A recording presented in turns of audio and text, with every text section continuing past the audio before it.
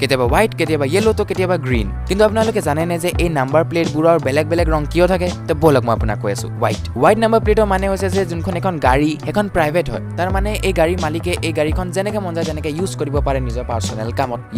yellow number plate সেইবোৰ গাড়ীত থাকে যিবোৰ মানুহে ইউজ কৰে পইচা ইনকাম কৰিবলৈ যেনেকৈ auto taxi truck bus etcetera green number প্লেটবোৰ ইলেক্ট্ৰিক গাড়ীবোৰত থাকে যিবোৰে একো পলিউশ্যন নকৰে আৰু এই সেফ এনভাইৰনমেণ্টক ৰিপ্ৰেজেণ্ট কৰিবলৈ এই গ্ৰীণ কালাৰৰ নাম্বাৰ প্লেট ইউজ কৰা হয় ইলেক্ট্ৰিক গাড়ীবোৰত ব্লু বিদেশী মানুহবোৰে যেতিয়া আমাৰ ইণ্ডিয়াত নিজৰ গাড়ীলৈ ফুৰিবলৈ আহে তেতিয়া তেওঁলোকৰ গাড়ীবোৰত ব্লু নাম্বাৰ প্লেট লগোৱা হয় আৰু যোন দেশৰ এই গাড়ীখন হয় সেই দেশৰ কোডটো সেই প্লেটখনত লিখা থাকে